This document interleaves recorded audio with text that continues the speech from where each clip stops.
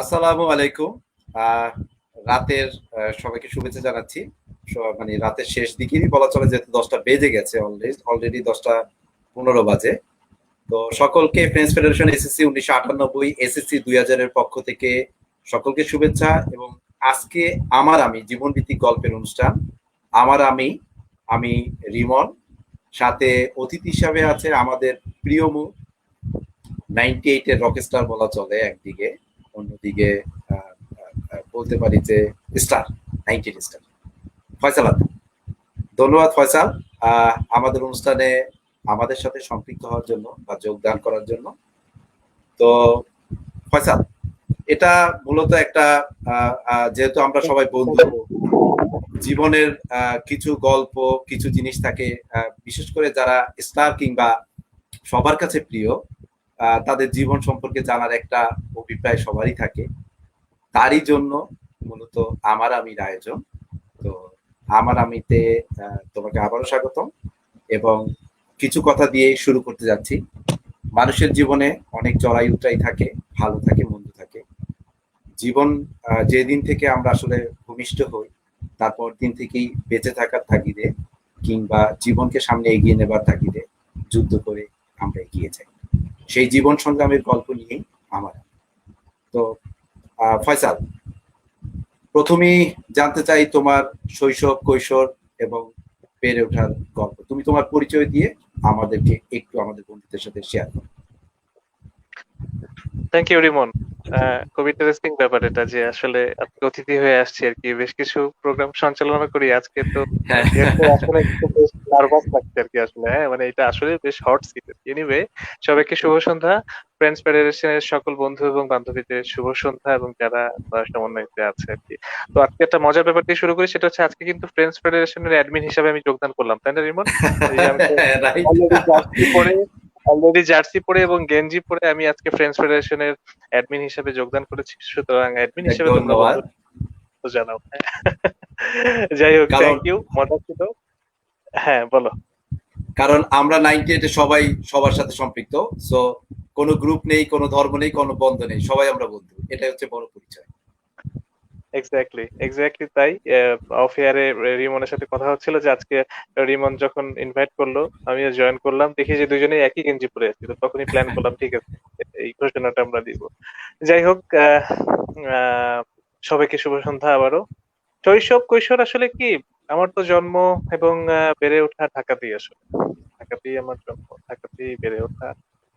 এই ইট it but কি জানি বলে যে শহরে আর কি, টিম শহরে আসলে বেড়ে ওঠা, এখানেই বেড়ে ওঠা, মাঝে মধ্যে গ্রামে যাওয়া হতো। তো এসএসসি 98টা আমি কমপ্লিট করেছি হচ্ছে ধানমন্ডি গভর্নমেন্ট বয়েজ থেকে। আর এইচএসসি টা আমি কমপ্লিট করেছি আদমজি ক্যান্টনমেন্ট থেকে। তো এই তো মোটামুটি আমার স্কুল এবং কলেজের একটা ইন্ট্রোডাকশন দিলাম। এরপর রিমন প্রশ্ন করবে, আমি উত্তর দিব আর কি, হ্যাঁ। কারণ মজার ব্যাপার যেটা হচ্ছে, প্রোগ্রাম হোস্ট করতে গিয়ে কিন্তু আমি প্রচুর প্রশ্ন করি, হ্যাঁ, এখন আমি নিজে উত্তর খুঁজে পাচ্ছি না, তো আমি আজকে না, কিন্তু সেটাই। গেস্টের। আচ্ছা, আমি সবসময় একটা জিনিস করি, প্রোগ্রামের কোনো কোশ্চেন লিস্ট বা কোনো কিছু রাখি না। আমার মনে যেটা আসে আমি সেটা দিয়েই প্রশ্ন করি। আমার বিশ্বাস যে বন্ধুত্বের জায়গাগুলোতে সবকিছুই সম্ভব, যদি বন্ধুত্বের দৃঢ়তা থাকে এবং গাঢ়তা থাকে। সো আমাদের সাথে অনেকেই জয়েন করেছে, একটু আমি তাদের নামগুলো বলি, দেন আমি তোমাকে পরবর্তী প্রশ্নে আসতেছি। মোহাম্মদ ফারুক আছে, দেখছে মেহেদি হাসান, মোয়াজ্জেম শোক, আসসালামু আলাইকুম বন্ধুরা। হ্যাঁ, ওয়ালাইকুম আসসালাম। মোয়াজ্জেম, আশা করি ইনশাল্লাহ এই কোভিড পরিস্থিতির মধ্যে তুমি ভালো আছো, as per I know. Mushfiqur Rahman, আমরা খুব দুঃখের সাথে জানাচ্ছি ও দ্বিতীয়বারও আবার কোভিড পজিটিভ হয়েছে, ওর সুস্বাস্থ্য কামনা করছি। ফারা নাশিদ খান, মৌমিতা, মৌমিতা আছে, দুইজন প্রিয় মানুষ, ধন্যবাদ Moumita. Saiful Islam, love you friends, love you Saiful. Toufik Babu দেখছে, লাকি লাকি। আশরাফ হোসেন দেখছে। মোহাম্মদ ফারুক, আসসালামু আলাইকুম। ওয়ালাইকুম আসসালাম ফারুক। আহ, আমাদের সাথে আছে, আমাদের গেস্ট তো অবশ্যই আছে, তার সাথে কথা বলবা। আফিয়া রঞ্জু বলছে, কেমন আছো তোমরা? অবশ্যই ভালো। যেহেতু ভালো আছি ইনশাল্লাহ, আলহামদুলিল্লাহ, আমরা এই জন্যই দুজন বসে তোমাদের জন্য ফয়সালের জীবন কাহিনী কিছুটা জানার চেষ্টা করছি। আছে নাজমুল সাকিব, ওমি দেখছে, মিজানুর রহমান পারভেজ দেখছে, অনেকে অনেকে জয়েন করেছে। আমি এই জন্যই বলেছি যে Faisal is a rock star, not only for that, সে একজন সেলিব্রিটি বলা চলে 98-এর, এই জন্যই অনেকে আসছে। শাহ আলম বলছে বন্ধুরা কেমন আছে, আলহামদুলিল্লাহ। সাইফুল বলছে নতুন অ্যাডমিন স্যারকে অভিনন্দন। হ্যাঁ, অভিনন্দন আমার পক্ষ থেকেও, কারণ আমরা প্রত্যেকের গ্রুপের অ্যাডমিন, ডিউ টু আমরা 98 বিলংস করি। রিমনা নাদান আমার 18 বছর দুই প্রিয় বন্ধু। হ্যাঁ ফারুক, তুইও আমাদের খুব প্রিয় বন্ধু। আচ্ছা, আসি এখন প্রকৃত মানে যে অনুষ্ঠানের মূল থিমে আসি। ফয়সাল, ছোটবেলায় বেড়ে ওঠা, আমরা তো জানি যুদ্ধগুলো শুরু হয় যখন জন্ম হয়, জন্মের পর থেকে আসলে নিজেকে বাঁচার জন্য, খাবারের জন্য কান্নার মাধ্যমে আসলে সংগ্রামটা শুরু হয়। সেখান থেকে ধীরে ধীরে ধীরে সেই সংগ্রামটা এখন এই 40 বছর ছুঁই ছুঁই অবস্থায় সংগ্রাম করছো। তো ছোটবেলা থেকে আমি আসলে তোমার কিছু মজার ঘটনা, তারপর স্কুল লাইফটা সম্পর্কে কিছু জানতে চাই, তারপর ধাপে ধাপে আসবো তোমার পারিবারিক ভাবে চলা, মানে তোমার বাবা মা সহ। তোমার বাবা কি সরকারি চাকরিজীবী ছিল না প্রাইভেট জব না বিজনেস করতেন, বা সেই সূত্রে তুমি কি ঢাকায় থাকতেন, আবার এই ডিটেলস গুলো একটু জানতে চাচ্ছি। ওকে, নাইস। একদম পুরো বায়োগ্রাফিক্যাল প্রোগ্রাম, ভালো লাগছে আজকে। প্রচুর ঘটনা আছে, প্রচুর গল্প আছে। আর যেহেতু গান বাজনা করি, গান বাজনার আসলে অনেক শেয়ারিং আছে বা অনেক সেটা আমরা অভিজ্ঞতা আছে। শুনবো। তো, ছোটবেলায় তো আসলে ওই যে যেটা বললাম যে আমার ঢাকাতেই জন্ম এবং ঢাকাতেই বেড়ে ওঠা। আর বাবা প্রাইভেট জব করতেন এবং বিজনেসও করতেন। একদম এখনো উনি বিজনেসের সাথে কানেক্টেড আছেন। আমার বাবা মা দুজনেই আছেন মাশাআল্লাহ। এবং তোমরা তো জানোই যে গত বছর আসলে পুরো পরিবার সহ আমি কোভিড আক্রান্ত হই, করোনা আক্রান্ত হই, এবং মানে ভয়াবহ ভাবে আসলে ফেস করে ওটা থেকে আসলে ওভারকাম করে আল্লাহর রহমতে এখন আবার স্বাভাবিক জীবনে ফিরে আসছি আর কি। তো এই জন্য আসলে আল্লাহর কাছে শুকরানা। তো ছোটবেলার জীবনটা না আসলে যেটা হয়েছে যে আব্বার চাকরির জন্য যেটা হতো, যে time to time school change করতে হতো। এবং আমার 10 বছরের 11 বছরের স্কুল জীবনে আমার মনে হয় 6টা স্কুল আমাকে চেঞ্জ করতে হয়েছে। অবশ্য সবই ঢাকাতেই, একটা কুষ্টিয়াতে। কুষ্টিয়াতে ক্লাস 1 থেকে আমি শুরু করি, তারপর মোটামুটি ঢাকাতেই ছিলাম, প্লাস ধানমন্ডি বয়েজ থেকে আসলে এসএসসি কমপ্লিট করি। তো ছোটবেলার জীবনটা আসলে খুব মিস করি। আমরা তো মনে করি যে আমরা যে সময়ের মানুষ, আমাদের এই 40 ছুঁই ছুঁই বয়স আমাদের, আমরা খুব লাকি যে আমরা আমাদের শৈশব এবং কৈশোরটা, বাংলাদেশের শ্রেষ্ঠ সময়টা যেটা 80 এবং 90-এর দশক, সেটাকে আমরা পেয়েছি। আমি খুব মিস করি ছোটবেলার। আহ আমি তো আসলে ছোটবেলা থেকে গান বাজনা করতাম না, এবং আমার পুরো পরিবার হচ্ছে কি বলবো যে ইসলামিক পরিবার আর কি। হ্যাঁ, মানে এখানে গান বাজনা নিষিদ্ধ। হ্যাঁ, গান বাজনা করাই যাবে না, এরকম একটা সিচুয়েশন। এর মধ্যে যেটা শুরু করলাম, খেলাধুলা করতাম, ফুটবল খেলতাম, ক্রিকেট খেলতাম। ক্লাস 9-10 পর্যন্ত ক্রিকেট খেলছি আমার মনে আছে। তো তারপরে আসলে মিউজিক জীবনে আসা। তো ওই ছোটবেলার যে জীবনটা, সেটা আসলে একটা স্কুলের প্রতি বা স্পেসিফিক কিছু স্কুলের প্রতি যে মায়াটা জন্মে যায়, সেটা আসলে জন্মানোর সুযোগ পায় না। দেখা যাচ্ছে যে 2 বছর এই স্কুলে পড়েছি, বাকি 2 বছর আরেক স্কুলে পড়েছি। তো শিফট হয়েছে, ইমোশন গুলা শিফট হয়েছে। শেষের দিকে এসে ধানমন্ডি বয়েজে যখন জয়েন করলাম, তখন মোটামুটি ওখানে 2 বছর 3 বছর ছিলাম। আর তো ওইখানের বেশ কিছু স্মৃতি আছে। আর ছোটবেলার স্কুলেরও আসলে টুকরো টুকরো অনেক স্মৃতি আছে। তার মধ্যে আমার মনে পড়ে ক্লাস 5 থেকে 7 পর্যন্ত আমি মোটামুটি স্কুল ফুটবলে অ্যাটেন্ড করতাম, এবং গোলকিপার ছিলাম আমি। ইন্টারেস্টিংলি গোলকিপার হিসেবে ছিলাম। আর ক্রিকেট যখন খেলতাম তখন দেখা যাচ্ছে যে পেস বোলার হিসেবে ছিলাম।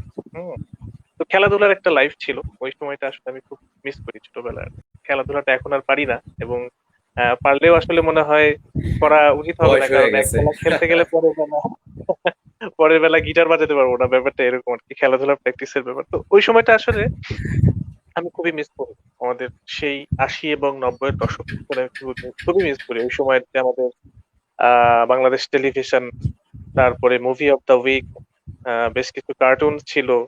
স্টিল মনে পড়ে, স্মৃতির পাতায় আসলে প্রচুর স্মৃতি। রিমন, কি বলো, ওই সময়টাতে তো আসলে হ্যাঁ, একটা ওই দুটো সময় স্মৃতি। ম্যাকগাইভার থেকে শুরু করে কিছু দিয়ে টিম, তোমার আরো প্রয়োজনীয় গল্পটা আমাদের সময় খুব ফেমাস একটা জিনিস। তারপর বাকের ভাই ছিল, মানে যেটা আসলে ওই সময় কেউ কোথাও নেই, আমরা বাকের ভাই হিসাবে জানি, বাট নাটকের মূল নাম ছিল কেউ কোথাও নেই। এরপর ব্যান্ড দল ছিল অনেক, যেগুলো আসলে সেই সময়কার মৌলিক গান বা ব্যান্ডের গানগুলো আসলে হৃদয় ছোঁয়া, হৃদয় স্পর্শী, সেগুলো এখনো হ্যাঁ, হয়তো তুমি বা নাই দারুণ একটা এখন। পয়েন্ট দারুণ একটা মেমোরি আমাকে মনে করে দিলা, সেটা হচ্ছে কোথাও কেউ নেই, যে নাটকটা আমার স্টিল মনে পড়ে। এটার জন্য সারা বাংলাদেশে কিন্তু মানে একটা নাটকে বাকের ভাইয়ের, আমাদের আসাদ ভাই নূর ভাইয়ের ফাঁসি হবে সেই জন্য কিন্তু সারা দেশে আন্দোলন হয়ে গেল। আন্দোলন করেছিল। মানে তখন দেশটা বা মানুষগুলার মনগুলা কতটা, আমি মনে করি, আমি ফিল করি ব্যক্তিগতভাবে, খুব সলিড ছিল, কতটা ইমোশনাল। নিষ্পাপ আমরা ছিল। তো, হ্যাঁ, এবং আমরা তো খুব আবেগপূর্ণ জাতি। আহ, আমার কাছে যেটা মনে হয়, ছিলাম, এখনো হয়তোবা আছি, হয়তোবা সেভাবে এক্সপ্লোর হয় না। তো শুধু একজনের ফাঁসি হবে বলে রীতিমতন উম সারা দেশে তো তোলপাড় হয়ে গেল। হ্যাঁ, সেটাই তারপরে হ্যাঁ, এই যে আমাদের একজন বন্ধু মনে লিখেছে, Rupnagar, the wizard, Robin Hood, Sinbad, আসলেও তাই, আসলেও তাই। ম্যাকগাইভারটা খুব সেটাই ইন্টারেস্টিং, ম্যাকগাইভারটা খুব সেটাই ইন্টারেস্টিং। সেটাই আহ, তারপর আহ, তোমার তো বেরোটা তুমি তখন একটা ফ্যাসিনেশন ছিল খেলাধুলার প্রতি, তো ওইখান থেকে কেন সরে আসলে, পরবর্তীতে কেন আচ্ছা, ক্যারিয়ার? এটা খুব ইন্টারেস্টিং একটা গল্প আছে, এই গল্পটা শেয়ার করি। সেটা হচ্ছে ক্লাস 9 বা 10-এ আমি ক্রিকেট খেলতাম। যখন সেভেন এইট থেকে পুরোপুরিভাবে ক্রিকেট খেলা শুরু করি, বেসবল করতাম। তো বেসবল যেহেতু করতাম, আমাকে নামতে হতো 9 নম্বরে বা 10 নম্বরে। তো ওই সময়টাতে যেটা হতো, ব্যাট হাতে বসে থাকতাম সাইড লাইনে, এবং ব্যাটটাকে হাতে ধরে আমি গিটার বাজানোর একটা, মনে করো যে একটা পায়তা ভাব চেষ্টা নিতাম আর ছিল। কি। হ্যাঁ, যে বসে বসে যেহেতু আছি, যে এইভাবে এরকম এরকম করতেছি আর কি, যে কাজ তো নাই আর কি, আমি তো 10 নম্বরের নাম। তো আচ্ছা ওই সময়টা থেকেই গান টান শুনতাম, মিউজিকের প্রতি একটা আকর্ষণ অনেক আগে থেকে ছিল, কিন্তু ফ্যামিলিতে প্রচন্ড রেস্ট্রিকশন ছিল যে না, গান বাজনাটা আসলে করা যাবে না। তো ওই খেলাধুলা থেকেই আসলে মিউজিকে আসা। তো খেলাধুলাটা ছেড়ে দেওয়ার যে বিষয়টা হলো, একটা অ্যাক্সিডেন্ট ঘটছিল আর কি। সেটা হচ্ছে, তখন তো পাড়ায় পাড়ায় বিভিন্ন ম্যাচ ট্যাচ হতো, এই এই এলাকার সাথে ওই এলাকা, ওই এলাকার সাথে ওই এলাকা। তো এরকমই কোনো একটা ম্যাচে আমার মনে পড়ে, আম, দুই পক্ষের খেলা হলো, এবং সেই পক্ষের খেলাতে আমরা জয়লাভ করলাম, এবং জয়টা আসলো আমার কারণে। তো আমার কারণে আসলো, খুব স্বাভাবিকভাবে আমি খুব খুশি, উৎফুল্লিত, খুব লাফালাফি করতেছি, মজা করতেছি, যা দল জয়লাভ করেছে এবং আমার জন্যই জয় এসছে। এটা তো আসলে একটা খুব মানে আনন্দের ব্যাপার। প্রতিপক্ষ করলো কি, আমার আনন্দ দেখে আমাকে ধরে পাশের একটা পুকুরে ফেলে দিত। আচ্ছা আচ্ছা খুব বিশ্রী একটা ব্যাপার, এবং মানে এটা বিশ্রী বলবো না, মানে খুব ইন্টারেস্টিং, যে আমার আনন্দের দেখে তারা এতই রাগ, মানে রেগে গেল, যে তারা আমাকে ধরে পুকুরে ফেলে দিল, এবং সাঁতার জানতাম না। তো রীতিমতো এখানে নাকানি চুবানি খেয়ে আমার টিমের প্লেয়ারদের সাথে উঠলাম, এবং দুই পক্ষের মধ্যে বেশ সংঘর্ষ বেঁধে গেল। এবং একটা পর্যায়ে যেটা হলো, বাসা থেকে একটা রেস্ট্রিকশন আসলো যে না, খেলাধুলাটা করা যাবে না, খেলাধুলাটা করা যাবে না, আর মাঠে যাওয়া যাবে না, এইসব কিছুই করা যাবে না। তো এই যে খেলায় একটা বাধা পড়লো আমার, এরপরে খেলায় আর ফেরা হয় নাই, তবে গানে ফেরা হয়েছে। এটা একটা খুব ইন্টারেস্টিং আমার না সে তো জীবনের গল্প। অবশ্যই। আমরা আমাদের সময় আমরা কিন্তু তখন খ্যাপ খেলতাম, মানে খ্যাপ বলতে হচ্ছে হায়ারে খেলতে যাওয়া। তোমার খুব অল্প টাকা, বাট তখনকার সময় অনেক, 200, 500, 1000, মানে তখন 500 টাকা মানে অনেক কিছু, রাইট। 90 দশকে। সো ওই জিনিসগুলো এক্স্যাক্টলি, আসলে আমাদেরকে এক্স্যাক্টলি। অনেকটা হ্যাঁ, অনেকটা মানে অতীতে নিয়ে যায় যদি মনে করি যে। হ্যাঁ, তুমি এটা আর দারুণ দারুণ পয়েন্ট মনে করাই দিছো। সেটা হচ্ছে, খ্যাপে খেলা হতো, কিন্তু এখন যেমন খ্যাপে গিটার টিটার সেটাই বাজাই, বিভিন্ন জায়গায় গিটার বাজাই, খ্যাপ, তখন কিন্তু খ্যাপে আচ্ছা খেলা হতো, এবং এক এরিয়া থেকে আরেক এরিয়ার প্লেয়ার হায়ার করতো, হ্যাঁ। ভালো ব্যাটসম্যান, ভালো বোলার, এই ধরনের বিষয়গুলো কিন্তু তখন ছিল। থ্যাঙ্কস রিমন, এটা মনে করে দেওয়ার জন্য, আমি ভুলে গেছিলাম জিনিসটা, আসলে কিন্তু তখন না এটা আমি ছিল, আমিও এবং বেশ আমিও ভালোভাবে ক্রিকেটে অ্যাপ্লাই হতো।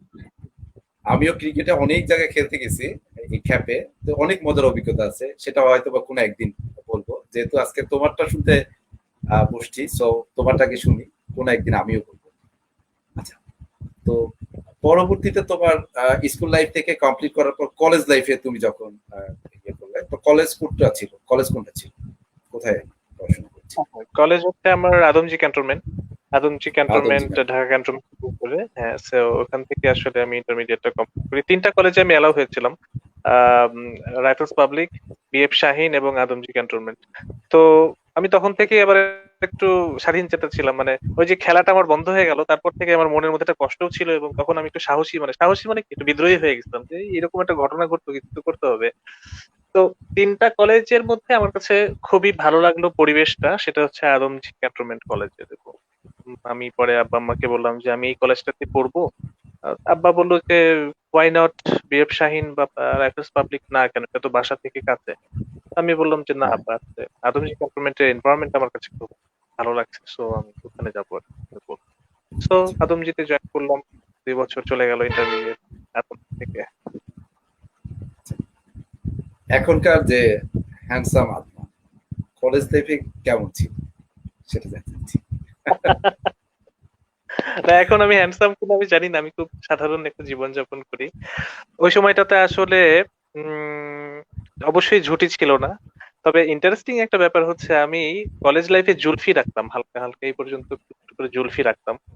এবং হ্যাঁ, পুরা আদমজি ক্যান্টনমেন্টের ইতিহাসে মনে হয় আমি ছাড়া এভাবে কেউ জুলফিটা রাখতে পারে নাই। পড়ালেখা মোটামুটি ভালো ছিলাম, স্যারদেরও খুব আদরের ছিলাম বলে স্যাররাও কেন জানি আমার জুলফি কাটেন। তো একদম শেষের দিকে যেটা হলো যে, যখন একটা কালচারাল প্রোগ্রাম ছিল, ততদিন আমি গিটার টিটার শিখে আমি বাজানো শুরু করছি। হ্যাঁ, ততদিনে গিটার টিটার আমি ম্যাট্রিকের পরপরই আসলে আমি গিটার বাজানোটা শুরু করি। আমাদেরই 98 এর এক বন্ধু আমানতুল্লাহ সানফির মাধ্যমে আসলে শুরু করি। তো যেটা হয় যে, একদম শেষের দিকে একটা কালচারাল প্রোগ্রাম ছিল, তো ওই কালচারাল প্রোগ্রামের আগে আমাকে স্যার স্যার বললেন যে তুমি যদি পারফর্ম করতে চাও তাহলে তোমাকে এই জুলফিটা কেটে ফেলতে হবে। তো আমি তো তখন একটু চিন্তায় পড়লাম যে আসলে তো কঠিন একটা ব্যাপার, একদিকে শখ অন্যদিকে পারফর্ম করতে হবে। তো পরবর্তীতে যেটা হলো, পারফর্মটাই আসলে উম জিতে গেল আর কি। আমি যে সেলুন থেকে জুলফি কেটে আসলাম, যে না, গানের প্রতি আমার ভালোবাসার জন্য আই ক্যান স্যাক্রিফাইস। তো এখন তারপরে যেটা হলো যে, আস্তে আস্তে তো সামনের দিকে এগোলাম গানের মধ্যে, আস্তে আস্তে ডুবলাম। কি জানি একটা কমেন্ট এসছে একটা বন্ধুর, মাঝে মাঝে একটু কি গান গাইলে আরাম পাইতো। দিল আরাম আশা লাগ করবো পাইতো। আচ্ছা, করবো গান হবে। কারণ ফয়সালকে সবাই চিনে রকস্টার হিসাবে, দ্যাটস ওয়াই সবাই এক্সপেক্ট করে যে অন্তত ফয়সালের কাছ থেকে একটা গান শুনবে। কারণ আহ, গানটা অথবা কোভিড টাইমের যে মানুষের মনোটোনাস যে একটা সিচুয়েশন, বা বাসায় থাকতে থাকতে যে মানুষ কিছুটা ক্লান্ত বা অন্তত এই জায়গাগুলো থেকে কিছুটা রিলিফ পাওয়ার জন্য হয়তো বা গানটাকে অনেকে প্রেফার করে।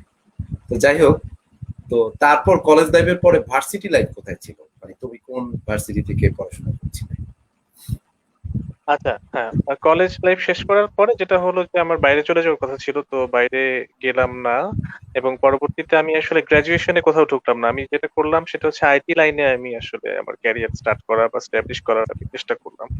আম, সেটা হচ্ছে অ্যারিনা মাল্টিমিডিয়া, তোমার হয়তো মনে আছে ওই সময় অ্যাপটেক অ্যারিনাটা কিন্তু বাংলাদেশে বেশ হ্যাঁ, জনপ্রিয় ছিল। অ্যাপটেকের, অ্যাপটেকের, হ্যাঁ। অ্যাপটেকের সিস্টার কনসার্ন ছিল অ্যারিনা মাল্টিমিডিয়া। তো আমি অ্যারিনা মাল্টিমিডিয়াতে তোমার 3 বছরের একটা ডিপ্লোমা কোর্সে অ্যাডমিশন নেই, সেটা হচ্ছে higher diploma in multimedia and web technology design. ওইটা আমি ধরো যে 2000 সালে ঢুকে আমি 2003 পর্যন্ত আমি কমপ্লিট করি। তারপরে যেটা ওদের কন্ডিশন ছিল যে, 3 বছর কমপ্লিট করার পর 1 বছর অস্ট্রেলিয়াতে করতে হবে। এবং অস্ট্রেলিয়াতে করলে জিনিসটা ব্যাচেলার ইন মাল্টিমিডিয়া হয়ে যাবে। তো 3 বছর কমপ্লিট করার পরে সামহাও আসলে আমি বাইরে কোনো একটা পারিবারিক কারণে বা ব্যক্তিগত কিছু কারণে আসলে আমার যাওয়া হয়নি অস্ট্রেলিয়াতে। আমার পেপারস তো চলে আসছিল, কিন্তু পরবর্তীতে আমি যাইনি আর কি। এটা আসলে যাওয়া হয়নি বলবো না, আমি আসলে যাইনি ইচ্ছা করি।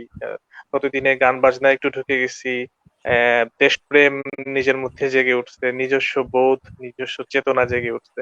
তো সামহাও আমার মনে হলো যে না, আমি দেশে থাকবো এবং এখান থেকে কিছু করা সম্ভব কিনা আমি তখন থেকে চিন্তা করি। এবং ডিপ্লোমাটা কমপ্লিট করার পরে আমি কাজ শুরু করি, এবং ইন বিটুইন দিস টাইম আমি বিবিএ তে অ্যাডমিশন নিই সাউথ ইস্ট ইউনিভার্সিটি। তো সাউথ ইস্টে 2003-এ অ্যাডমিশন নিই বিবিএ তে। 2007-এ বের হই এবং 2008-এ এমবিএ টা কমপ্লিট করে বের হয়ে যাই। বিফোর দ্যাট 2007-এ আসলে জব লাইফে জয়েন করি এবং ব্যাংকার হিসেবে ছিলাম আর কি। ব্যাংকার ছিল। সেই ব্যাংকার থেকে আজকে আইটি প্রফেশনাল। দুইটা রাইট, দুইটা মানে ডিফারেন্ট ট্র্যাক, দুইটা রাইট। ডিফারেন্ট ট্র্যাকে গিয়ে ব্যাংকার থেকে হঠাৎ করে আইটিতে কেন তুমি আসলে? তুমি হ্যাঁ আইটির উপর পড়াশোনা করেছো, ব্যাংকিং এ একটা আলাদা জায়গা, সেখান থেকে প্রফেশনটা টোটালি আলাদা করে তুমি বিজনেসে জয়েন করলা, সেটা আবার আইটি প্রফেশনাল বেসড বিজনেস। এইটা কেন? তোমার কি এটাও একটা ভালো লাগার জায়গা, তীব্র আকর্ষণ বা ফ্যাসিনেশন, এইরকম কিছু? হ্যাঁ, আইটির ব্যাপারটা একদমই তাই। কারণ আমি যখন বিবিএ কমপ্লিট করলাম, এমবিএ আফটার কমপ্লিটিং এমবিএ, আমি মনে হয় যে বিবিএ চলাকালীন সময়ে আমি কিন্তু আসলে ব্যাংকে ঢুকে যাই, ইন্টার্নি করি এবং তারপরে ব্যাংকে জয়েন করি। সো এমবিএ টাইমটাতে আমি ব্যাংকে ছিলাম। তো আমি আই লাভ মাই জব, ব্যাংকের জব ওয়াজ সো নাইস, ভালোই লাগতো, এনজয় করতাম। কিন্তু একটা বিষয় আমার মধ্যে ছিল, যেহেতু একটু কালচারাল মাইন্ডেড, একটু স্বাধীন চেতা মানুষ, আইটি নিয়েও কাজ করছি, আমার কাছে মনে হতো যে আমি একটা সিস্টেমের মধ্যে পড়ে গেছি, ক্রিয়েটিভিটি এখানে আমি আমার এক্সপ্লোর করতে পারছি না। সো ওই কারণটাতেই আসলে আমাকে যেটা উদ্বুদ্ধ করে, তখনই আমি আসলে ব্যাংকটা ছেড়ে দিই বা ব্যাংকের জবটা আমি শিফট করি। অন্য কোনো রিজনই ছিল না ওই সময়টাতে আসলে। ব্যাংকে জব পাওয়াটাও কিন্তু বেশ ব্যাপক একটা ব্যাপার ছিল, বাট আমি নিজ ইচ্ছাই আসলে ছেড়ে দিই। আমার কাছে তখন মনে হলো যে না, ঠিক আছে, ব্যাংক জবটা থাকুক, সমস্যা নেই, আমি স্বাধীনভাবে নিজের মতন করে কিছু করব। বিকজ সেই যে আমাদের যে উম, আমি যে আইটি তে কাজ করেছিলাম, মাল্টিমিডিয়া এবং ওয়েবে যে আমি কাজ করেছিলাম, তখন থেকে আমার মধ্যে একটা তৃষ্ণা ছিল যে নিজের কিছু একটা করব। এবং যেহেতু আমি অস্ট্রেলিয়াতে গেলাম না, যেহেতু বাংলাদেশেই থাকলাম, তখন থেকে আমার মনের মধ্যে একটা ইচ্ছা ছিল যে দেশকে নিয়ে, দেশের মানুষকে নিয়ে কিছু একটা করার প্রাণপণ চেষ্টা করবো। যে সবাই বলে যে ঠিক আছে, হায়ার স্টাডিজের জন্য বাইরে যাও, ক্যারিয়ার ডেভেলপমেন্টের জন্য বাইরে যাও, কেন না যে আমাদের দেশেই, আমাদের দেশের মানুষগুলোকে নিয়ে আমরা কিছু কেন না করতে পারি, একটু তো চিন্তা করতে পারি, একটু তো চেষ্টা করতে পারি। তো স্টুডেন্ট লাইফ থেকে কিন্তু আমার মধ্যে সেই স্বপ্নটা ছিল যে আমি এই দেশে থেকেই এই দেশের মানুষকে নিয়ে কিছু করবো। অ্যাজ রেজাল্ট যেটা হলো যে 2009 সালে, 8 সালে আমি জব ছেড়ে দিই, 2009 সালে আমি স্টার্ট করি, এবং সেটাও দেশের নামেই নাম আর কি, ঢাকা লাল সবুজের আলোয় আর কি, আচ্ছা। আইটি প্রতিষ্ঠান হিসাবে। হ্যাঁ, ওকে। তোমার বিজনেসের প্রতি আমাদের শুভকামনা থাকলো যে এটা যাতে দ্রুত সফলতা বয়ে নিয়ে আসতে পারো, তুমি দেশের জন্য কিছু করতে পারো। তো আমাদের অনেক বন্ধু জয়েন করেছে, আমি একটু কয়েকজনের বা কিছু বন্ধু বান্ধবের কমেন্টস গুলো পড়ি, কারণ ওরাও চাচ্ছে যে আমরা ইন্টারেক্ট করি, অন্তত ওদের সাথে সম্পৃক্ত থাকি। তো রুবা খালিদা, শুভকামনা, হ্যাঁ অবশ্যই। জুয়েল দেখছে, পলিশিকদার দেখছে, সুরঞ্জিত দাস দেখছে, সাইফ রাদিউল দেখছে, রিপন পাটোয়ারি, জাকির দেখছে। সাইদুল বললো যে আদনান, আমিও আদমজি কলেজ থেকে এসএসসি পাস করেছি, মানবিক বিভাগ থেকে। একই কলেজের, বাট হয়তোবা দেখেছো, দুইজন দুজনকে হয়তোবা সামনাসামনি দেখলে আবারও চিনবে। জেন শ্রুতি বলেছে দুজন কি বেশ সুপুষ লাগছে, ধন্যবাদ বন্ধু। আসলে চোখ সুন্দর থাকলে সবকিছু সুন্দর লাগে।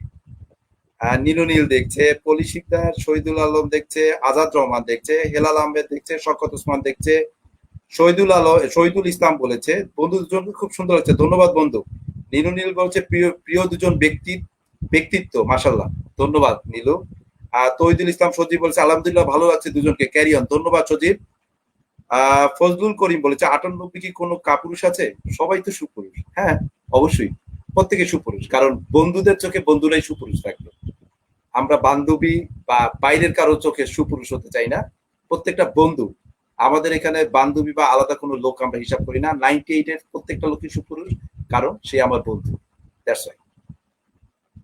দুজনের টি শার্ট একই রকম, হ্যাঁ শ্রুতি, আমাদের দুজনের টি শার্টই একই রকম, এটা কনসিডেন্টলি হয়ে গেছে। আর রজনী দেখছে, সোহেল হাসান দেখছে, রজনী বলছে দারুন, হ্যাঁ ধন্যবাদ বান্ধবী বা বন্ধু। রাজন ব্যাপারী দেখছে, ফৌজিয়া রহমান বলছে কংগ্রাচুলেশন ফয়সাল আদনান, কেন কংগ্রাচুলেশন জানিয়েছে তা জানি না, বাট ফয়সাল আদনান বলে কথা। তারপর রজনী বলছে দুই বন্ধু আমার, ধন্যবাদ। ফারুক দেখছে, আমাদের ফারুক দেখছে, এমডি সুমন ভালো থাকিস, অবশ্যই তুমিও ভালো থাকো বন্ধু। রজনী বলছে ভালো থাকিস, ভালো লাগছে, ধন্যবাদ রজনী। জয়নশ্রুতি গোল্ডেন 19 দশক, 90 দশক আসলে আমাদের গোল্ডেন টাইম, ওই সময়টা আসলে বারবার মনে পড়ে, আমরা আসলে ওই সময়টা আবার ফিরে যেতে ইচ্ছে করে, কিন্তু আসলে ফেরার উপায় নেই।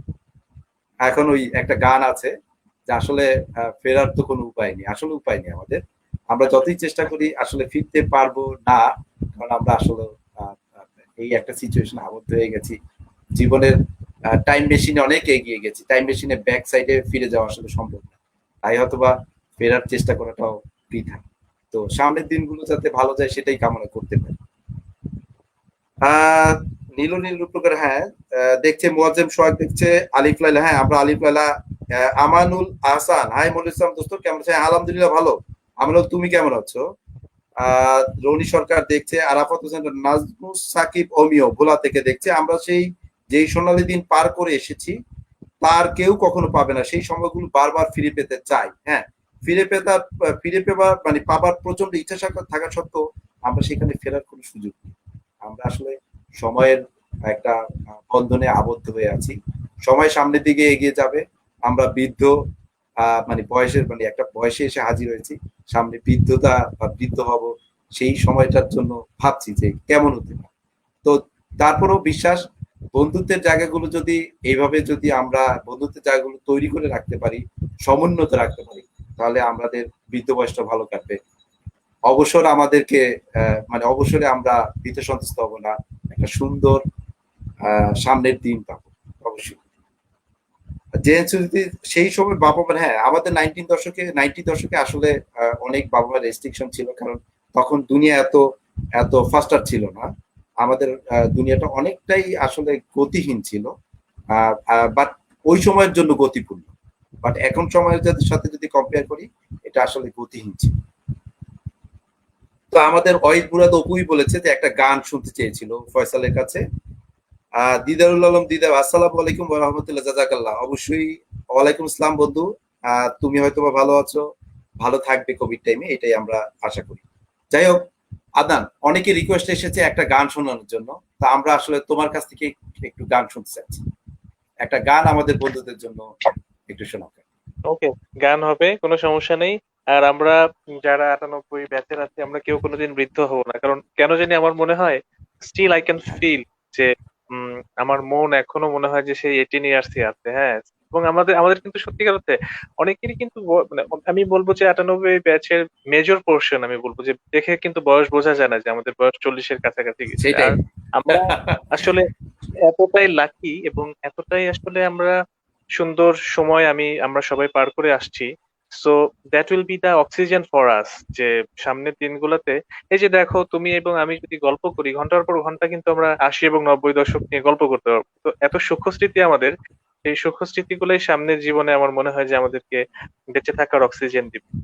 সো এভাবেই আসলে থাকতে হবে, এভাবেই আসলে কি বলবো যে চিন্তা করতে হবে। গান নাকি রিমন? গান একটা হবে। হ্যাঁ, একটা গান, গান একটা একটা গান চাচ্ছি, কারণ অনেকে রিকোয়েস্ট করেছে। আচ্ছা, আমার গিটারের টোন কি পাওয়া যাচ্ছে?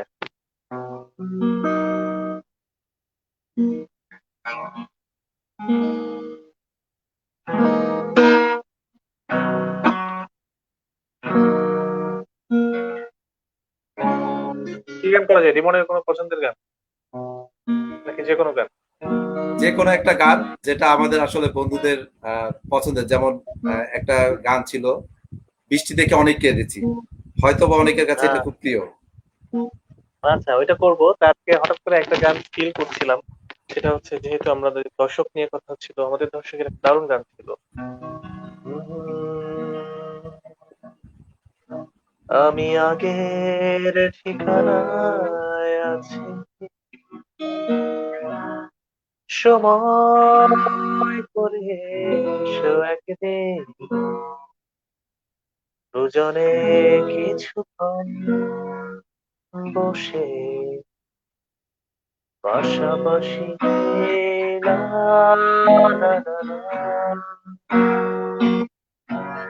আমি আগের ঠিকানায় আছি, সময় করে এসো একদিন,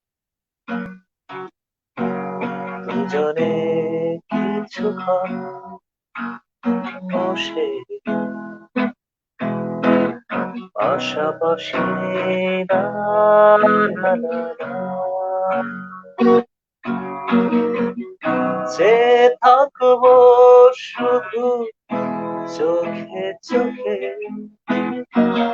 থাকবে না কথা কারো মুখে, যে থাকবো শুধু চোখে চোখে, থাকবে না কোনো কথা কারো মুখে, চোখের জলে মুছে দুঃখ যত দেখেছি, আমি আগের ঠিকানায় আছি, সময় করে এসো একদিন, দুজনে কিছুক্ষণ বসে পাশাপাশি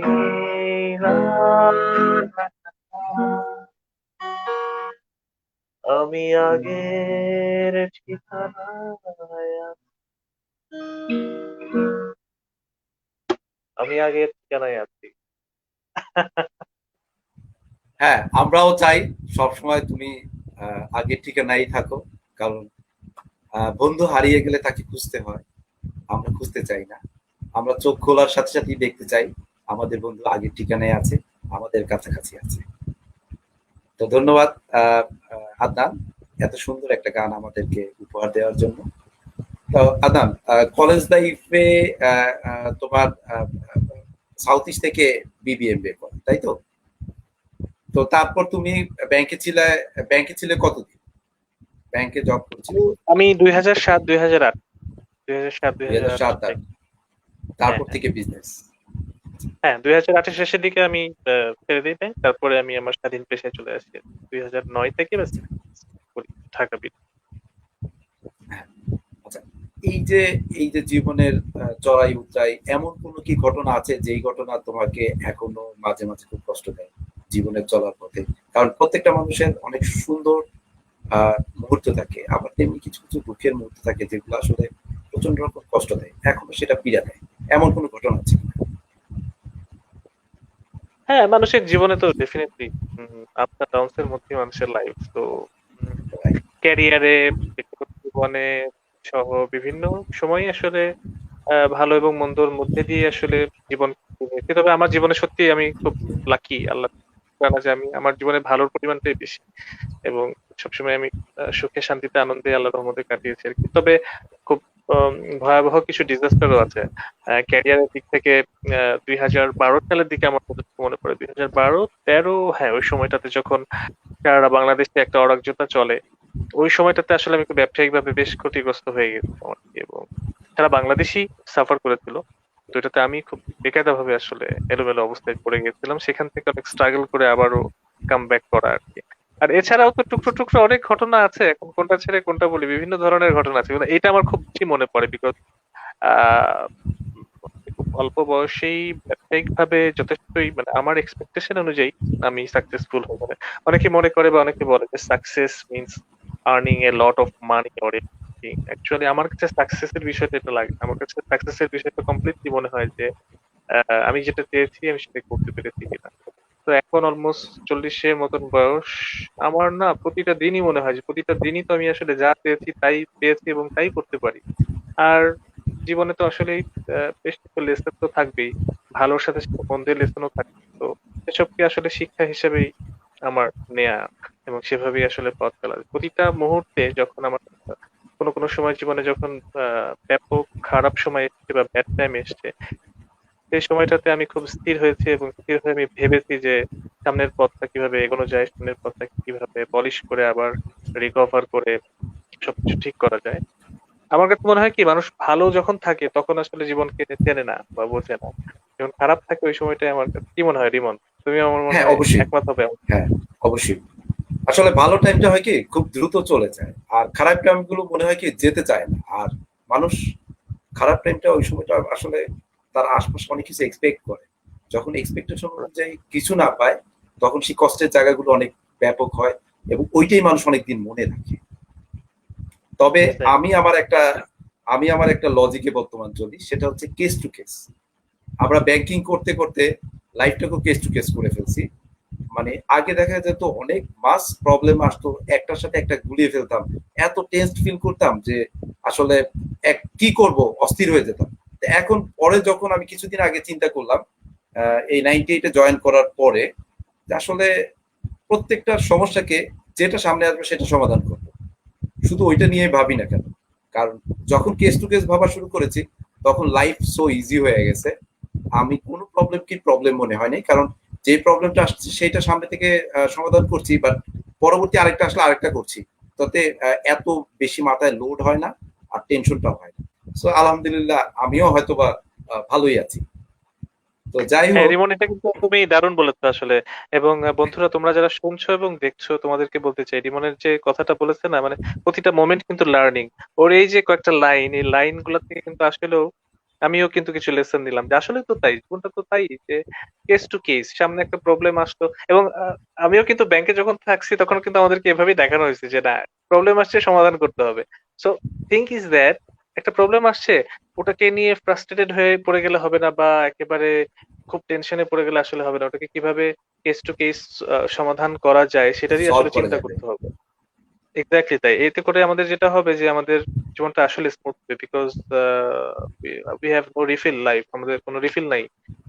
একবারই আসছি, একবারই আমাদেরকে একবারই চলে যাব। যেতে হবে, সো তার আগে দিয়ে জীবনটাকে যতটুকু নিজের মতন করে এনজয় করতে পজিটিভ হবে, ওয়ে এনজয় করা এনজয় যায়, করতে বা হবে। যতটুকু সামনের দিকে এগিয়ে নেওয়া যায়।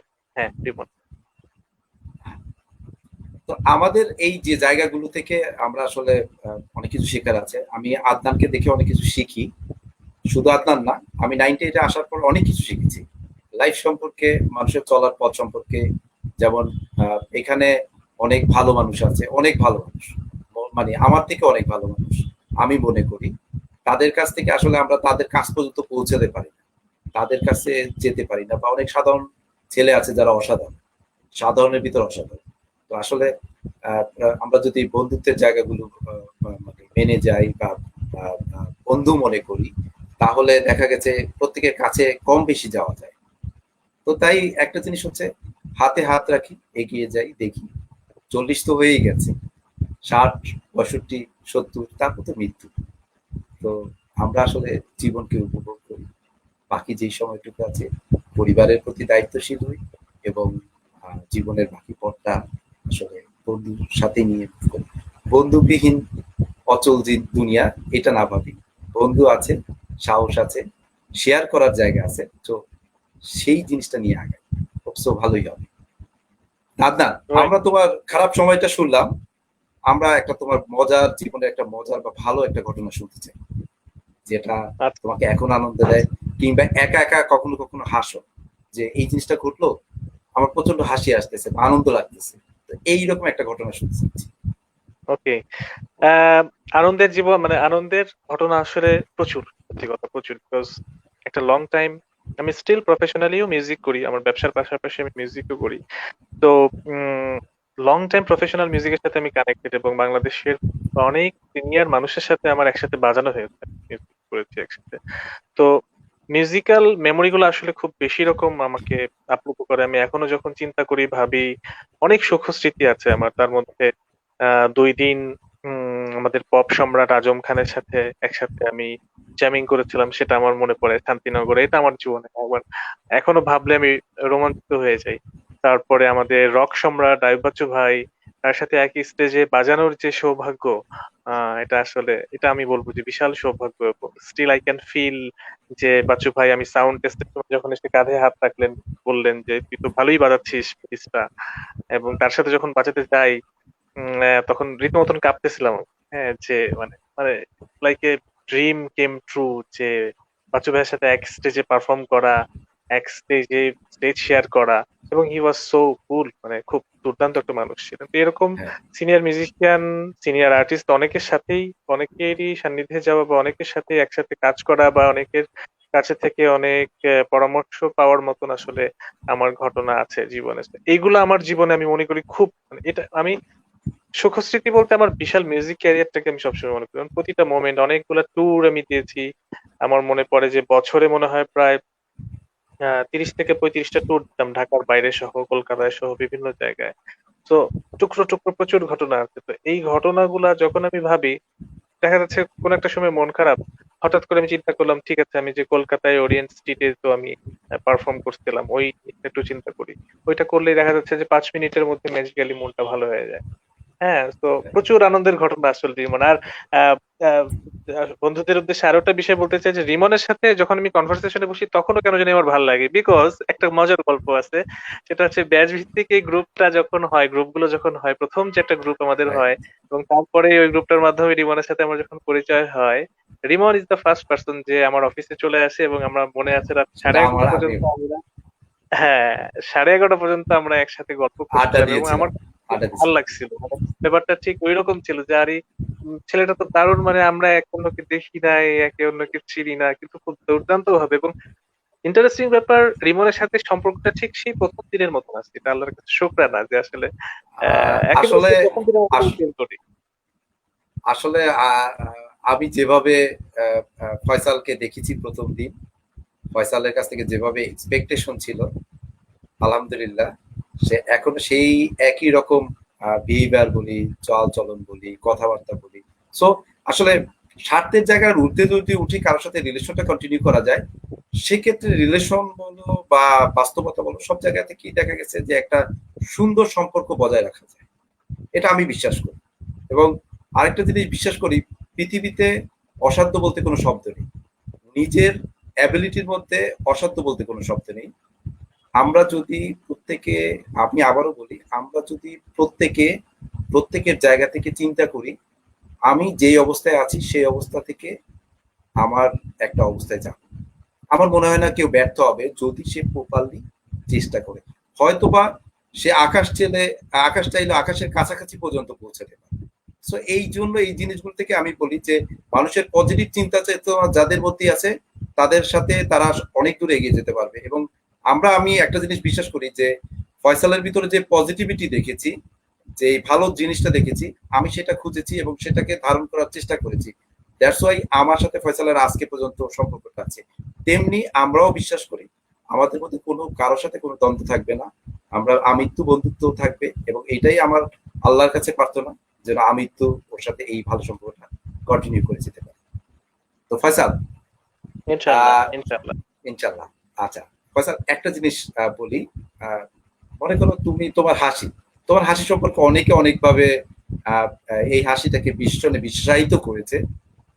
এই হাসির কারণে কত লোক বা কতজন মানে প্রশংসা করেছে, কিংবা কোনোভাবে কেউ প্রেম টেম বা এই কিছুর সাথে তোমাকে মানে অপেক্ষা করে বসছে কিনা? কারণ স্বাভাবিক, হাসি মানুষের হৃদয় ছুঁয়ে যায়। তো তোমার হাসিও তো সেই রকমই, হয়তো বা সেইটা কারো হৃদয় ছুঁয়ে গেছে আমার মনে হয়। যে আমার কথা আমি জানি না, তোমার কাছ থেকে শুনতে চাচ্ছি। আহ আমি না এটা আমার হাসি কেমন বা আমি নিজেকে কখনো আসলে ওইভাবে ডিফাইন করিনি বা নিজেকে কখনো চিনিনি বা নিজেকে আয়নার সামনে দাঁড়িয়ে কখনো ভাবিও না যে না ঠিক আছে এরকম করলে এরকম লাগবে। তবে ফিল করছি বিষয়টা, সেটা হচ্ছে গিটার টিটার যখন বাজাচ্ছি বা মিউজিক যখন করছি তখন আমি না ডুবে যাই আসলে। মানে মিউজিক যখন করি পৃথিবীর কোনো কিছু আমার মধ্যে থাকে না। তো হ্যাঁ, অফার পাইছি ইয়াং এই যে বেশ ভালোই অফার পাইছি ভাই। মানে কি বলবো আসলে, বান্ধবীরা কি মনে করে প্রচুর অফার, সেইটাই। প্রচুর প্রচুর অফার ছিল এবং এটা খুব ইন্টারেস্টিং ব্যাপার। তবে আমি খুব বিনয়ের সাথেই প্রত্যেকের ভালো লাগা এবং ভালোবাসাগুলোকে আসলে গ্রহণ করতাম। মানে আমি কখনো অ্যাটিচিউড নিতাম না যে না ঠিক আছে কেউ একজন বলছে। যেমন আমি আমার স্টিল মনে পড়ে রাজশাহী স্টেডিয়ামে বাচ্চু ভাইয়ের সাথে শো করতেছি, এলআরবি ছিল, কনা ছিল, আসিফ ভাই ছিল, আমরা ছিলাম শিরোনামহীন। তো তখন শো করতেছি, ব্যাক স্টেজে বসা, হঠাৎ একটা মেয়ে আসলো। মেয়ে এসে আমার আশেপাশে ঘুর ঘুর করতেছে। তো আমার পাশে একজন ছিলেন, উনি বলছে ফসল ভাই মনে হয় আপনার নাম্বার চাচ্ছে। আমি বললাম এখানে বাচ্চু ভাই আছে, এখানে আমার নাম্বার কেন চাচ্ছে? বলে না আমি এটা এরকম করছি। সে অনেকক্ষণ ইতস্তত করে যেটা করলো, এসে বললো ভাইয়া আমি কি আপনার কাছে গিটার শিখতে পারি? তো আমি বললাম যে হ্যাঁ, কিন্তু সেক্ষেত্রে তো আপনাকে ঢাকায় আসতে হবে। বললো হ্যাঁ আমি ঢাকায় এসে শিখবো। হ্যাঁ, তো ইন্টারেস্টিং ব্যাপার। পরবর্তীতে ইনিয়ে বিনিয়ে সে আমার নাম্বারটা নিল। তো আমি খুব একেবারে নেগেটিভলি নেইনি। আমি মনে করি এটা আসলে শ্রোতাদের বা ভক্ত, আমি বলবো প্রচুর ভক্ত আছে আমার, সত্যি কথা। ভক্ত, রাইট, আমার বাজানোর একদম বলেছো। বেশ কিছু ভক্ত আছে। সো তাদের একটা ভালোবাসা তো, ছেলে মেয়ে উভয়ের ভালোবাসা পাই আমি। এটা খুব ইন্টারেস্টিং। মানে যেভাবে মেয়েরা ভালোবাসে, মেয়ে ভক্তরা বা বন্ধু বান্ধবীরা ভালোবাসছে, বন্ধুরাও একইভাবে ভালোবাসছে। এটা আমি সো লাকি। আমি খুব সৌভাগ্যবান মনে করি নিজেকে যে না, এটা আসলে হাসির জন্য কি হয় এটা আমি আসলে জানি না। এটা না, বলতে পারবে তারাই। তোমাকে একটা জিনিস বলি, তুমি মনে করো গিটার বাজাচ্ছ প্রচন্ড রকম, তুমি হাসতেছো, গিটার বাজাচ্ছ, বাই দিস টাইম হঠাৎ করে তুমি, তোমার একটা মানে অ্যাটেনশনটা চেঞ্জ হলো, হঠাৎ করে তুমি দেখলা তোমার সামনে একজন অপলক দৃষ্টিতে তাকিয়ে আছে, তোমার ফিলিংসটা কেমন? অনুভূতিটা তখন যেটা হয় একটু ধাক্কা খেয়ে যায় আর কি। হ্যাঁ, এবং এটা কিন্তু এটা আমি মজার ব্যাপার, 98-এ আসার পরেও কিন্তু ঘটছে ঘটনা। বলবো না কোথায় কোথায় ঘটছে, কিন্তু ঘটছে কিন্তু। হ্যাঁ, এটা আমি খুব সেটাই। পজিটিভলি এনজয় করছি, এটা আমি খুব পজিটিভলি এনজয় করছি, আমার কাছে খুব ভালো লাগছে যে না ঠিক আছে, কারণ আমি এগুলোর মধ্যে খুব সলিড ভালোবাসা পাই, খুব সলিড ভালোবাসা পাই, খুব মানে ভালোবাসার তো আসলে ব্যাপক গভীরতা কোন আছে, আমি গতকালকেও পোস্ট করেছিলাম আর কি। হ্যাঁ, সেটাই যে আসলে ভালোবাসার ভালোবাসাটা কি, ভালোবাসা কি? তোমার তোমার একজন ভক্ত তোমাকে একভাবে ভালোবাসবে, তোমার একটা ফ্রেন্ড তোমাকে আরেকভাবে ভালোবাসবে, মনের ভিতর সবারই ভালোবাসা থাকে। হয়তোবা সেটা কাল পাত্র বেশ মানে মানে স্থান ভেদে আসলে একটু আলাদা হয়, বাট প্রত্যেকের মধ্যেই কম রাইট। বেশি ভালোবাসা থাকে। এবং তবে এরকম যখন আহ, সিনারি দেখি না, তখন যেটা করি যে ধরো একটু তাকিয়ে হ্যাঁ একটু তাকালাম, তার হ্যাঁ হঠাৎ করে এক জোড়া চোখ, সুন্দর মায়াবী চোখ হয়তোবা তাকিয়ে আছে, তো ডেফিনেটলি সুন্দর চোখ, আমিও একটু তাকিয়ে থাকি, তাকিয়ে থেকে সেটাই। পরবর্তীতে বেশিক্ষণ আর স্টে করি না, না করে আমি গিটারে কনসেন্ট্রেশন করি। যাই হোক, সেটাই। এটা ফান ছিল আর কি, তো এভাবেই আমাদের মোটামুটি এক এনজয় আমাদের করি এক আর কি ফ্রেন্ড বলতে বলেছে, পারো। আমাদের এক ফ্রেন্ড বলেছে যে এই জন্য মিউজিশিয়ানরা সানগ্লাস পরে মিউজিক করে স্টেজে, বিকজ অফ তারা আসলে তাদের দিকে কেউ তাকাচ্ছে বা তাকাচ্ছে না সেটা সে আসলে অবজার্ভ করতে পারে, প্লাস সে গিটারটাও বা তার মিউজিকের যে ইনস্ট্রুমেন্টটা সে ইজিলি বাজাতে পারে। মেবি সে সেটা মিন করলো আমাদের এক বন্ধু।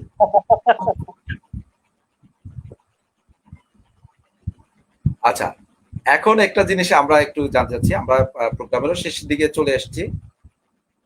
এই যে 98 এর পথ চলা, 98 এর বন্ধু, ভালো বন্ধু চয়, তো তোমার কাছে আসলে তোমার ফিল কি করলা যে এই যে আসলে 98 বন্ধুদের সাথে হ্যাঁ, এটা কিন্তু দেখা, একটা গুড টেকনিক। তোমার হ্যাঁ, এটা 2019 থেকে। ভালো একটা টেকনিক। তো এটা আসলে আমি সানগ্লাস খুবই কম পরি, আমি চিন্তা করি নাই পরবর্তীতে যে করব, যে সানগ্লাসটা আমি ব্যবহার করার চেষ্টা করব। আচ্ছা, আমি 98 এর যে চলার পথটা তোমার শুরু হলো 2019 থেকে, বা 98 এর ব্যাচ ভিত্তিকটা যেটা, এমনি তো অনেক আগে থেকে বন্ধু 98 এর, কিন্তু ব্যাচ ভিত্তিক যে চলার পথটা, তো এই চলতে গিয়ে আসলে তোমার কাছে কি মনে হয় এই গ্রুপগুলোর আসলে ডেস্টিনেশন কি হওয়া উচিত, লক্ষ্য কি হওয়া উচিত, কিংবা একটা গন্তব্য, মানে আমি বলতে চাচ্ছি যে আসলে মোটোটা কি হওয়া উচিত এদের, তোমার কাছ থেকে জাস্ট জানতে চাচ্ছি। অ্যাজ এ তুমিও একটা গ্রুপের 98 ফ্রেন্ডস এর একজন অ্যাডমিন বা ক্রিয়েটর হিসাবে তোমার একটা লক্ষ্য আছে, তো আমরা একটু জানতে চাচ্ছিলাম যে আসলে কি হওয়া উচিত আমাদের লক্ষ্যটা 98 কি নিয়ে। Fine, very nice question. 98 এর 2019 থেকে পথ চলাটা খুব সুন্দর। আমি কিছু বিচ্ছিন্ন ঘটনা ছাড়া আমি আসলে কোনো নেগেটিভ বিষয় মনে রাখি না বা মনে রাখতে চাই না। সবকিছু আমার কাছে পজিটিভ মনে হয়। আমার মনে হয় যে পথ চলাটা আসলেই সুন্দর, এবং প্রচুর নতুন বন্ধু বান্ধবের সাথে পরিচয় হয়েছে, নতুন নতুন মানুষের সাথে, নতুন এনভায়রনমেন্টের সাথে পরিচয় হয়েছে, পথ চলাটা আসলে সুন্দর। আর আমরা যেটা আসলে বিশ্বাস করি, সে ফ্রেন্ড, আমাদের 98 ফ্রেন্ডস এরও একটা আসলে স্লোগান আছে, সেটা হচ্ছে ফ্রেন্ডশিপ ইজ আ জার্নি। বন্ধুত্বটা আসলে মুখে বলে এস্টাবলিশ করার কোনো বিষয় না। বন্ধুত্বটা আসলে পথ চলতে চলতে, সামনের দিকে এগোতে এগোতে, একসাথে মিশতে চলতে, পথ চলতে চলতে আসলে বন্ধুত্বটা বন্ধুত্ব হিসেবে ডেভেলপ করে যাবে। সো যেটা আমার চিন্তা বা আমাদের সবারই চিন্তা হওয়া উচিত, সেটা হচ্ছে কি ওভার এক্সপেকটেশন আমরা না করি একে অন্যের কাছে, এবং খুব স্মুথ একটা ফ্রেন্ডশিপ, বন্ধুত্ব বা একটা সৌহার্দ্যপূর্ণ আচরণ সবার সাথে মেনটেন করি। আমরা বন্ধুরা একে অন্যের শক্তি হই, শত্রু নয়।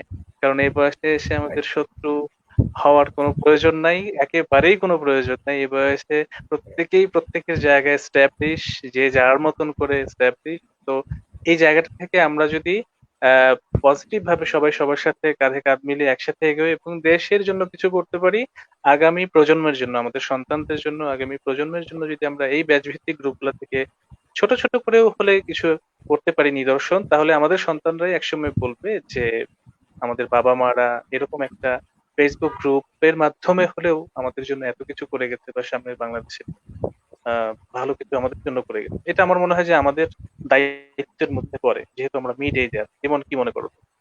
হ্যাঁ, আমিও মনে করি, কারণ আসলে 98 ব্যাচ ব্যাচ ভিত্তিক যে গ্রুপটা হচ্ছে, আমরা হয়তো চিন্তা করতে পারি একটা দুইটা গেট টুগেদার কেন করি। তো প্রথম কথা হচ্ছে আসলে চিনতে গেলে একটা জায়গায় একত্রিত হতে হবে, বিচ্ছিন্ন ভাবে কখনো কোনো জিনিস সংগঠিত হওয়া যায় না। তো এই সংগঠিত হওয়ার পরে আমাদের একটা চিন্তা আছে, আমার বিশ্বাস যে ফয়সালেরও আছে, সহ 98 এর যতগুলো গ্রুপ আছে প্রত্যেকেরই থাকা উচিত। এটা এমন একটা প্ল্যাটফর্ম হওয়া উচিত যেখানে আসলে সোশ্যাল সিকিউরিটির যেটা আমরা বলি, বা মৌলিক চাহিদার যে পাঁচটা কম্পোনেন্ট, যে কয়টা কম্পোনেন্ট আছে, কম্পোনেন্ট গুলোর গভর্নমেন্ট হয়তো বা সবটাই প্রোভাইড করে কম বেশি, আর আমরা নিজেটা কিছুটা নিজেদের প্রচেষ্টায় কালেক্ট করে থাকি। তো আমাদের এই জায়গাগুলো যদি আমরা চিন্তা করি যে এই প্ল্যাটফর্মটাকে আমরা সেই জায়গাগুলোতে কিছুটা হলো সেই ব্যাকআপটা দিবে, যেমন যদি খাদ্য বলি, বস্ত্র বলি, বাসস্থান বলি, শিক্ষা বলি, রাইট। চিকিৎসা বলি। তো আমরা আমাদের অনেক বন্ধু বান্ধব আছে চিকিৎসা, আমরা যেমন কোভিড টাইমে, এখন কোভিড টাইম চলছে, অনেকেই অনেক বন্ধু বান্ধবী, এখন অনেকে বন্ধু বান্ধবী, অনেক ডাক্তার বন্ধুরা তাদেরকে ওভার ফোনে তাদেরকে একটা ট্রিটমেন্ট অ্যাডভাইস করতেছে, প্রাইমারি ট্রিটমেন্ট পারপাস। তো সেইটা আসলে মৌলিক চাহিদার একটা অংশ ফিল আপ করার মতোই সে চিকিৎসাটা পাচ্ছে। সেম এস অনেকে রিয়েল এস্টেটের বিজনেস করে, কিংবা অনেক বন্ধু বান্ধব মিলে একটা কনস্ট্রাকশন ফার্ম করতেছে, কিংবা একটা বিল্ডিং করতেছে, যেখানে নিজেরা থাকার জায়গা, মাথা গোজার জায়গাটুকু তৈরি হচ্ছে। এই যে বন্ডিংটা তৈরি হচ্ছে আবার প্রায় স্কুল লাইফ ছেড়ে আসার 20-25 বছর পরে, এইটা আসলে সম্ভব হয়েছে একটা প্ল্যাটফর্মের জন্য। তো আমার বিশ্বাস এইটা দ্বারা আমরা অন্তত বাসস্থানের জায়গাটুকু পরিবর্তন করতে পারি। যেমন আদনানের ই শপস যেটা কোভিড টাইমের জন্য আছে, সে এখানে খাদ্যের যে বিষয়টা, সেটা সে কিন্তু তোমার ঘর পর্যন্ত পৌঁছে দিচ্ছে, তোমার কোভিড এর নিরাপত্তা নিশ্চিত করে সে তোমার ঘর পর্যন্ত পৌঁছে দিচ্ছে। এটা একটা বড় জায়গা হতে পারে। এবং সাথে সাথে আমাদের অনেক গ্রুপে, আমরা যতগুলো গ্রুপে আছি, কম বেশি সাহায্য সহযোগিতা করি, আমাদের যারা অসহায় বন্ধু বান্ধব আছে তাদের পাশে দাঁড়ানোর চেষ্টা করি। এটাও একটা সোশ্যাল সিকিউরিটির মতো। তো ওভারঅল যদি চিন্তা করি, এটার ভালো অনেক দিক আছে, খারাপ থাকবে। খারাপ না থাকলে ভাই, তোমরা ভালোর আসলে ভালোটা কিভাবে দেখবা? কারণ খারাপটাই তোমাকে চিনিয়ে দেবে এটা ভালো, এটা মন্দ। এবং এক্স্যাক্টলি তাই। এবং এই জন্যই বলা, আমরা এই গ্রুপগুলোকে যদি ভালো কাজে ইউজ করি তাহলে ভালো কিছু পাবো। এবং আমার বিশ্বাস যে ধান্দাবাজি বা এইসব জায়গাগুলো যারা করে, গুটি কয়েক করতে পারে বা করে যদি করে থাকে, আর টুডে টুমোরো সবার সামনে ওপেন হবে, সেই জায়গাগুলোতে আমরা না যাই, কারণ আমরা বন্ধু, তারা ভালোভাবে চলুক, আমরাও চাই বন্ধুত্বের হাতটা এক হাতের সাথে আরেক হাতের সংযোগে যাতে শক্তিশালী হয়, এটা যাতে দুর্বল না হয়, সেটাই আমাদের কামনা। আর তোমার সম্পর্কে আরেকটু জিনিস জানি, তারপরে আমরা আসলে আমাদের শেষের দিকে যাব। আহ তোমার সন্তান বা ফ্যামিলি সম্পর্কে একটু বলবা, দেন আমরা তোমার ফাইনালি কিছু শুনবো। আচ্ছা, আমার মেয়ের বয়স হচ্ছে 12 বছর, ভিকারুননিসায় পড়ছে, ক্লাস 5-এ। এখন তো অনলাইন ক্লাস হয় আর কি। সো অনলাইন ক্লাসই সে করছে। আর 10 বছর পর্যন্ত মোটামুটি ইসলামিক এনভায়রনমেন্টই সে বড় হয়েছে। আমি বাধা দেই নাই। ইদানিং দেখি একটু একটু করে সে কিবোর্ড টিবোর্ড বাজায়, একটু মিউজিক টিউজিক করতেছে। সেদিন দেখি যে আমার একটা ক্লাবে, ছবি আঁকছে।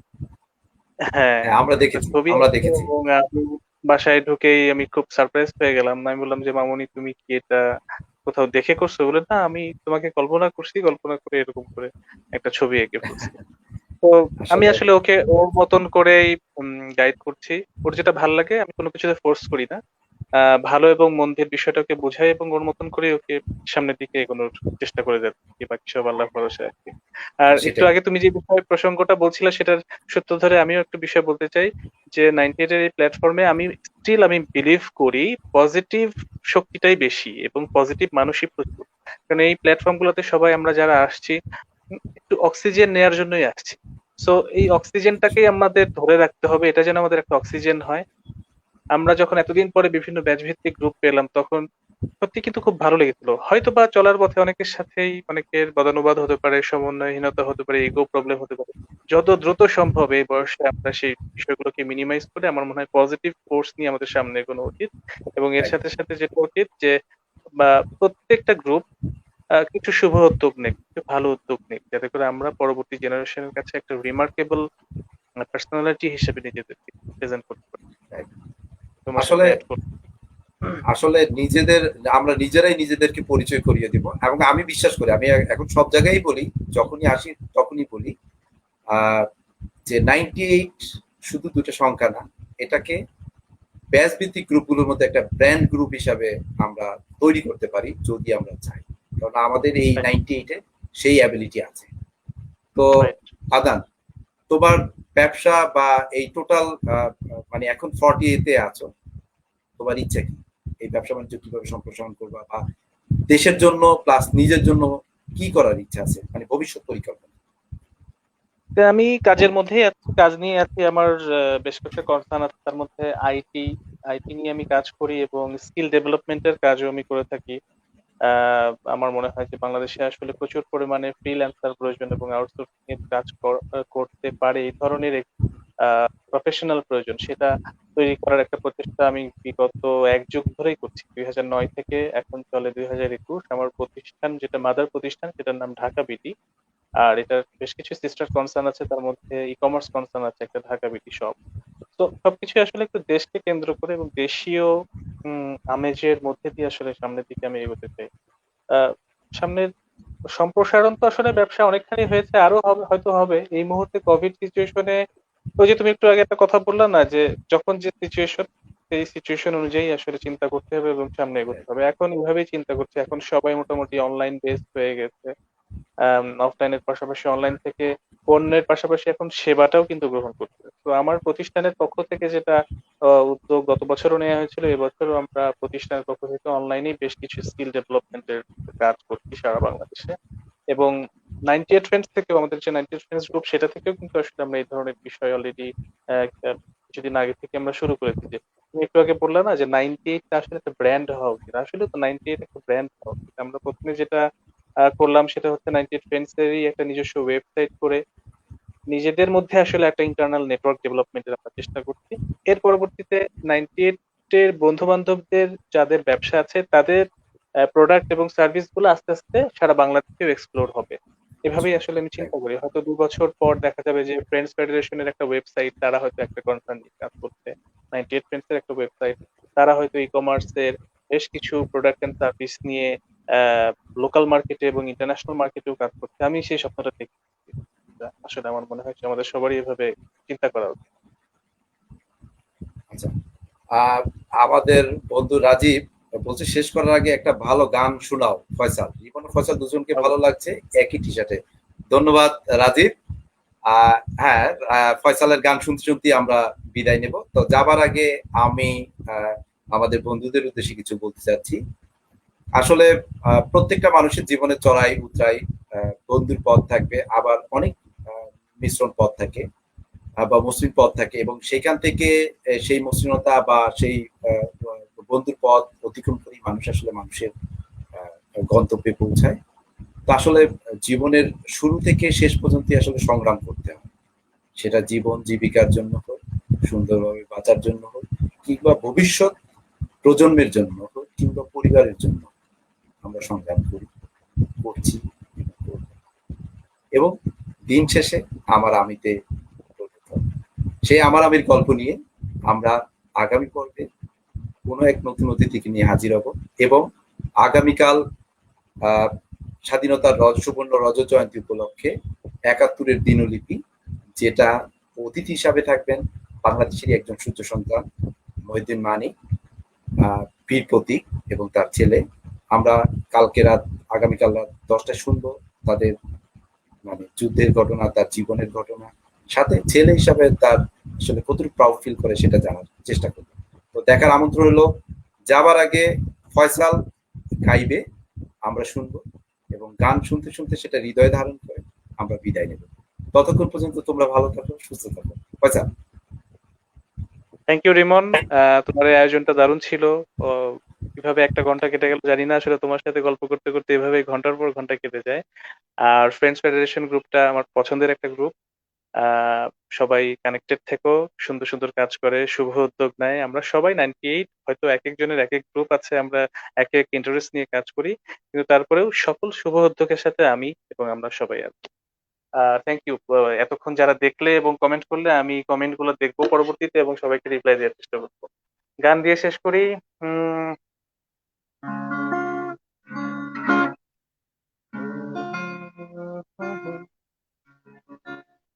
আমাদের চাকরির গান দিয়ে শেষ করি, আমাদের সেই বেলা বোস। চাকরিটা আমি পেয়ে গেছি বেলা শুনছ, এখন আর কেউ আটকাতে পারবে না। সম্বন্ধটা এবার তুমি ভেস্তে দিতে পারো, মাকে বলে দাও বিয়ে তুমি করছো না। চাকরিটা আমি পেয়ে গেছি বেলা সত্যি, আর মাত্র কয়েকটা মাস ব্যাস। স্টার্টিং এ ওরা 1100 দেবে, 3 মাস পরে কনফার্ম। তোরে কেন বেলা কিছু বলছো না? এটা কি 2441139? বেলা বস, তুমি পারছো কি শুনতে? 10-12 বার নাম্বার পেরিয়ে তোমাকে পেয়েছি, দেব না কিছুতেই আর হারাতে। হ্যালো, 2441139, দিন না ডেকে বেলাকে একটিবার।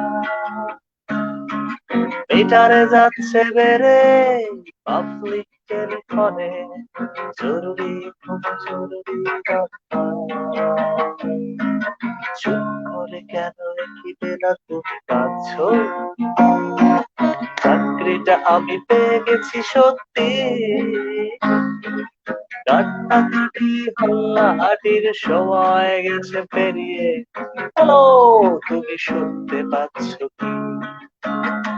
এটা কি 2441139? বেলা বস, তুমি পারছো কি শুনতে?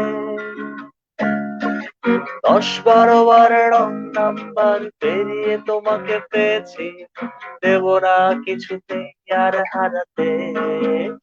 হ্যালো, 2441139, দিন না ডেকে বেলাকে একটিবার।